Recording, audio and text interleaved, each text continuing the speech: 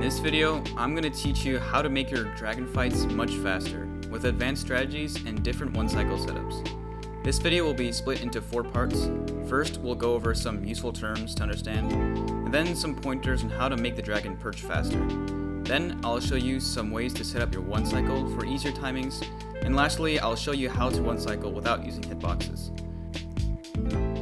Now, I know this is like a cliche YouTuber move, but thank you everyone for 100+ subs, I really appreciate it. Also, comment down below if you want more of these tutorial videos, or some more challenge videos in the future. On with the video.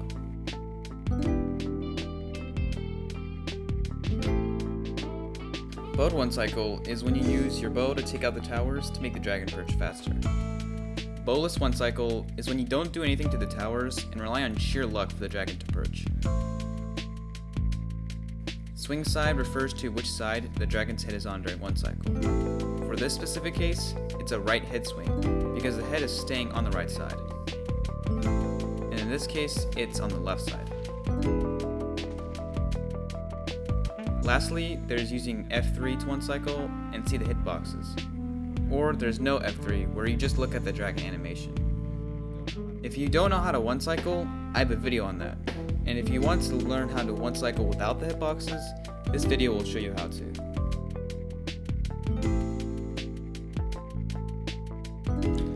So one of the easiest ways to make the dragon perch faster is to shoot the crystals down. And once they're all out, the chance of it perching are much higher. You also want to take into consideration the order you do these towers. You want to make sure you do these cages as fast as possible, because you need to be right next to them.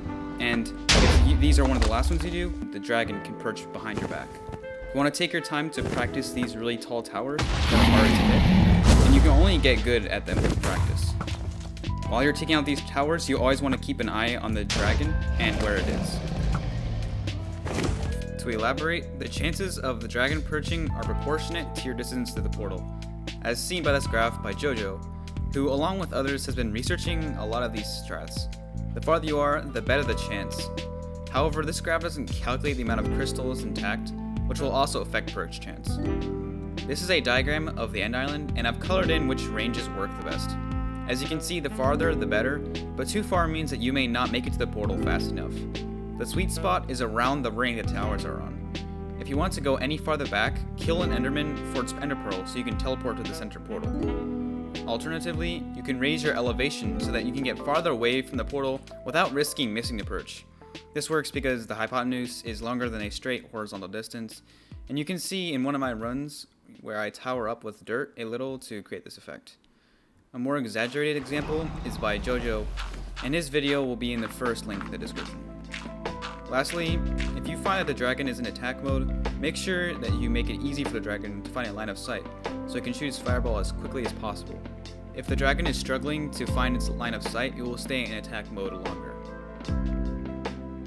There's a lot about the dragon fight that can pretty much be only learned from experience, as well as recognizing which state the dragon is in.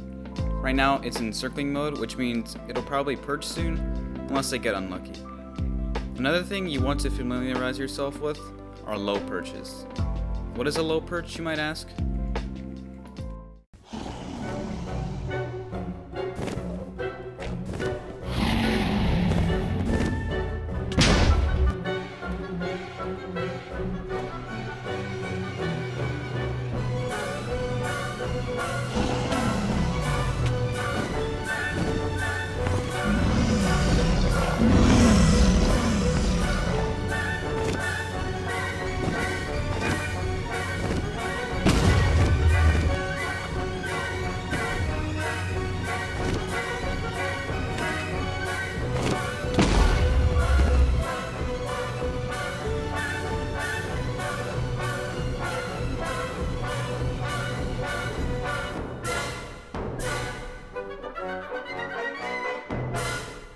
You really want to practice clutching these low perches, because in a normal run, you're going to get these a lot of the time.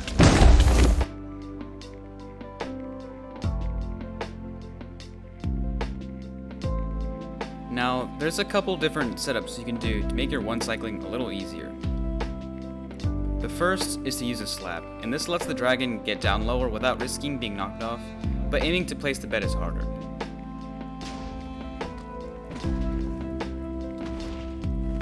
There's also two really classic ways you can place Obsidian. One is this way,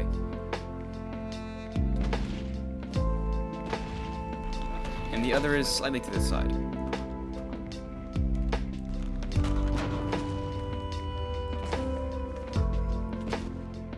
The most overpowered of all is this setup,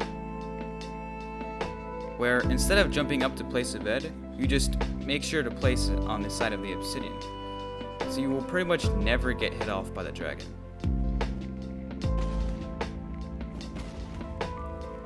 Credit to CS Jaeger for making this setup and discovering it.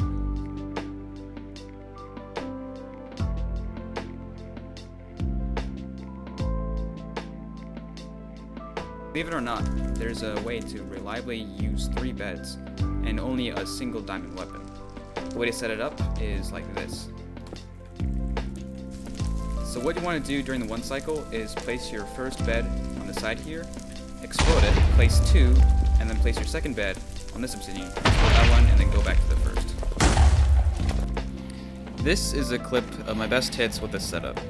The timings, especially the first, is nearly tick perfect or else the dragon will break the bed. This setup has roughly a 10% success rate because of how perfect each hit needs to be. This next clip is actually the first time I did it recorded.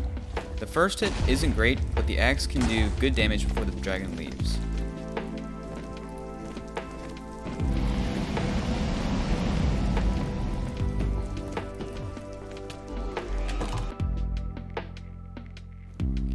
Now before I move on to how to 1 cycle without hitboxes, you may find yourself getting hit off by the dragon during 1 cycle.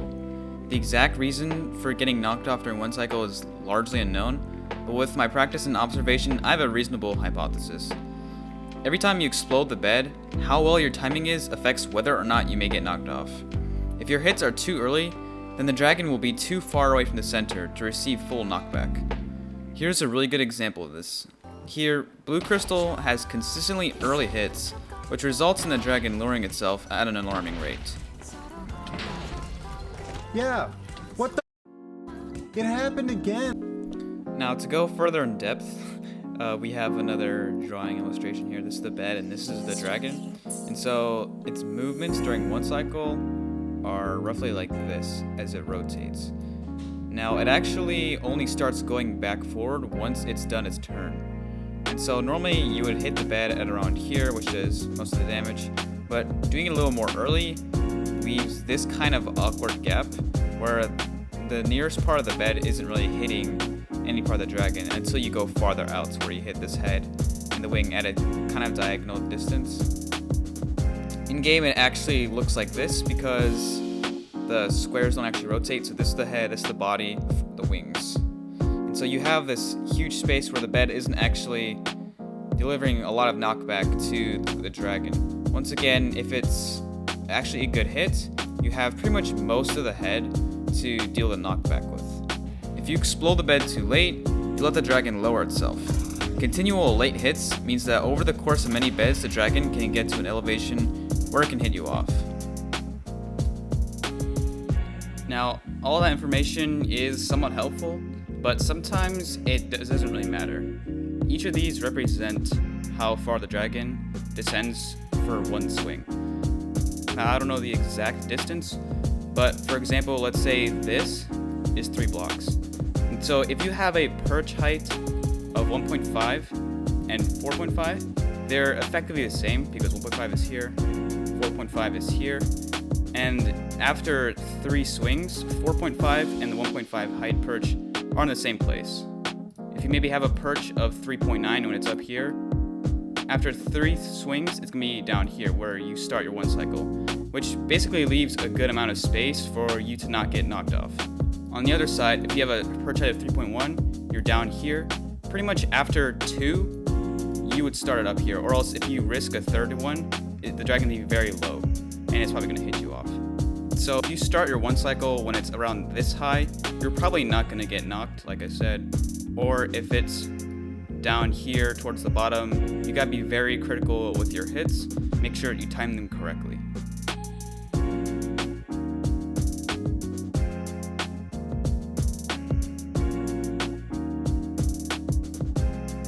Now, lastly, as promised, I'll be teaching you how to one cycle without F3. The key to one cycling without F3 is to pay attention to the tail. Whenever they hit the corner of the bed visually, you want to explode the bed. This is a screenshot that I took that explains the reasoning of the timing. The head is right above the pillow when the tail is at the corner. Now, you might say, well, the tail isn't actually at the corner, it's kind of near it, but not directly on it. And that's because of perspective. If the tail is on the right side and you stand on the left, it doesn't really seem like it's touching the corner. However, if you stand on the right side and you look at the tail, it seems like it's touching the corner exactly. And these two red lines help you to visualize what you're looking at.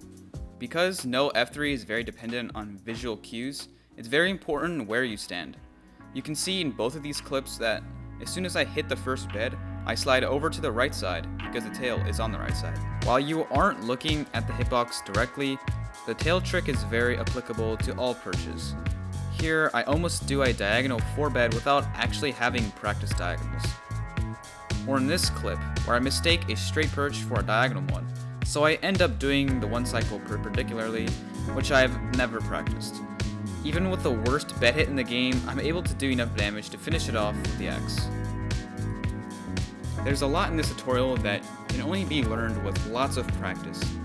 The only reason I know a lot of these strategies is because personally I've over-practiced the end fight. Also, I encourage you to actually try to understand how one cycles and how the end fight works, than just copying everything that I did in the video. You can get a better understanding for things, and a lot of times, in certain situations, it'll be confusing as to what to do. So you need to be able to adapt, especially sometimes in the middle of one cycle.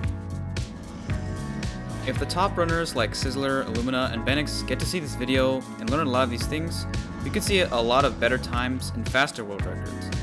If you learned something yourself, feel free to like the video and subscribe so others can see this and learn a thing or two. See you in the next one.